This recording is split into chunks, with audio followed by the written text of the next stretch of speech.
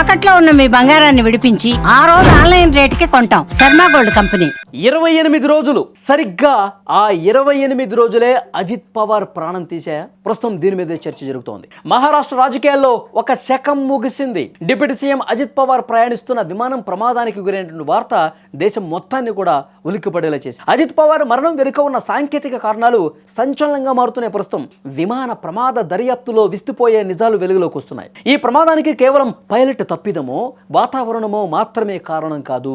విమానంలో ఉండాల్సిన ఒక ఆధునిక భద్రతా వ్యవస్థ లేకపోవటం కూడా ప్రమాదానికి కారణమని ప్రాథమిక దర్యాప్తులో తెలుస్తోంది. అదే భారత్ స్వదేశీ శాటిలైట్ నావిగేషన్ వ్యవస్థ గగన్. భారత విమానయాన రంగంలో భద్రతను పెంచడానికి విమానాలు అన్నింటికీ గగన్ వ్యవస్థను అమర్చడానికి కేంద్రం తప్పనిసరి చేసింది. అయితే ఇక్కడే అసలైనటువంటి ట్విస్ట్ ఒకటి ఉంది. ఈ నిబంధనలు ఖచ్చితంగా అమల్లోకి వచ్చినటువంటి తేదీకి కేవలం 28 రోజుల ముందే అజిత్ పవార్ ప్రయాణించిన 16 ఏళ్ల పాత లేర్జెట్ 45 విమానం రిజిస్ట్రేషన్ ప్రక్రియ పూర్తయింది. ఈ విమానానికి అత్యాధునిక శాటిలైట్ గైడ్లైన్స్ సిస్టమ్ అమర్చడం అది ముందు రిజిస్ట్రేషన్ అయింది కాబట్టి ఆ మినహాయింపు లభించింది. ఒకవేళ 28 రోజుల తర్వాత అంటే ఆల్మోస్ట్ ఒక నెల రోజుల తర్వాత ఈ విమానం రిజిస్టర్ అయి ఉంటే చట్ట ప్రకారం అందులో గగన్ ఉండాల్సి వచ్చేది. కానీ ఆ చిన్న గ్యాప్ ఇప్పుడు పెను విషాదానికి కారణమైందా? బారామతి వంటి చిన్న విమానాశ్రయాల్లో అత్యాధునిక ఇన్స్ట్రుమెంట్ ల్యాండింగ్ సిస్టమ్ అందుబాటులో లేదు. చిన్న చిన్న ఎయిర్పోర్ట్స్లో ఇలాంటి వ్యవస్థ అందుబాటులో లేదు. మరి ఇలాంటి చోట విజిబిలిటీ తక్కువ ఉన్నటువంటి చోట విమానం రన్వేకు సరైనటువంటి దిశలో సరైన ఎత్తులో వస్తుందో లేదో ఈ గగన్ వ్యవస్థ పైలట్కు ఖచ్చితంగా సూచిస్తుంది. గగన్ వ్యవస్థ విమానంలో ఉంటే గనక ఈ ప్రమాదం జరగకపోయి ఉండేది.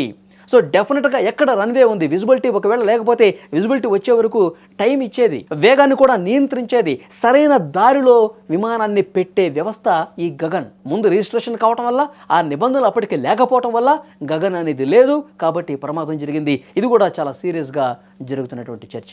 నిన్నటి ప్రమాద సమయంలో పైలట్లు రన్వేని సరిగ్గా గుర్తించలేక గో అరౌండ్ చేశారు. అంటే ల్యాండింగ్ సాధ్యం కాక గాల్లో చక్కర్లు కొట్టారండి. రెండోసారి ల్యాండింగ్ ప్రయత్నించినప్పుడు రన్వే అంచున విమానం కుప్పకూలింది. నిపుణులు చెప్తున్న దాని ప్రకారం ఒకవేళ ఆ విమానంలో గగన్ వ్యవస్థ ఉంటే పైలట్కు రన్వే పొజిషన్ గురించి 3D సమాచారం లభించేది. ఈ ఘోర ప్రమాదాన్ని నివారించుండేది. కేవలం 28 రోజుల వ్యవధిలో ఒక కీలక భద్రతా నియమం నుంచి తప్పించుకున్న ఈ విమానం చివరకు అదే సాంకేతికత లేక ప్రమాదానికి గురి కావటం చాలా బాధాకరం. ప్రస్తుతం ఏఏఐబి అధికారులు ఈ కోణంలోనే సాంకేతిక ఆధారాల్ని సేకరిస్తూ ఉన్నారు. ప్రతి ఒక్క విషయాన్ని కూడా చాలా క్లియర్గా క్షుణ్ణంగా పరిశీలిస్తూ ఉన్నారు. అసలు విజిబిలిటీ లేకపోవటం కారణమా, ఉండాల్సిన వేగం కంటే ఎక్కువగా వేగం ఉండటం కారణమా, రన్వే మీద సరిగ్గా దిగకుండా రన్వే కంటే ముందే ఎందుకు విమానానికి సంబంధించిన చక్రాలు వచ్చాయి, నేలను తాకాయి, ఆ వేగంలో రన్వే మీద లేకపోవటం వల్ల ఒక్కసారిగా పక్కకి ఒరిగిపోయి తునాతునుకలై బ్లాస్ట్ అయిపోయి మొత్తం అందులో ఉన్న ప్రయాణిస్తున్న అందరూ కూడా చనిపోయినటువంటి పరిస్థితి ఉంది. సో ప్రతి ఒక్కటి కూడా చాలా క్షుణ్ణంగా అబ్జర్వ్ చేస్తూ ఉన్నారు. ఎందుకంటే సెకండ్ గ్రేడ్ టౌన్స్లో బారామతి లాంటి ప్రాంతాల్లో, ఎందుకంటే అతిపెద్ద సిటీ కాదు, సెకండ్ గ్రేడ్ ఎయిర్పోర్ట్స్లో ఇన్స్ట్రుమెంటల్ సేఫ్ ల్యాండింగ్ వ్యవస్థ అనేది ఉంటే గగన్ లాంటి వ్యవస్థలు విమానంలో కూడా ఉంటే ఈ ప్రమాదాలు తప్పేవి.